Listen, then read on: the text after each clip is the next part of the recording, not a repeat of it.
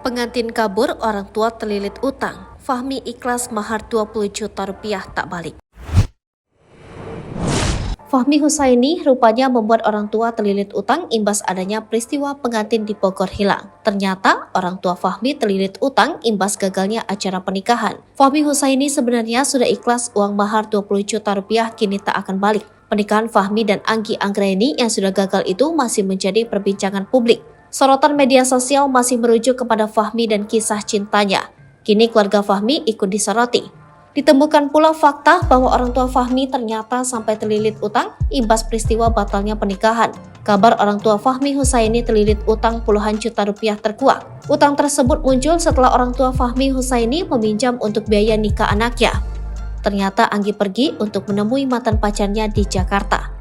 Banyaknya utang tersebut diakui oleh orang tua Fahmi dalam konten di channel YouTube Deddy Mulyadi. Ayah Fahmi, Yayat, mengungkapkan bahwa keluarganya memiliki utang puluhan juta untuk modal nikah anaknya. Menurutnya dari nominal tersebut beberapa di antaranya dibelikan untuk mas kawin dan lamaran.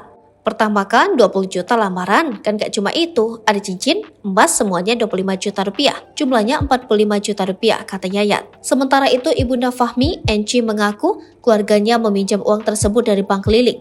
Hal itu ia lakukan lantaran sudah tidak memiliki uang lagi. Lalu, Enci pun merincikan uang yang dipinjamnya itu. Bahkan, keluarganya pun sudah merencanakan uang dari resepsi Fahmi nanti akan menjadi modal kakak Fahmi menikah di awal tahun mendatang.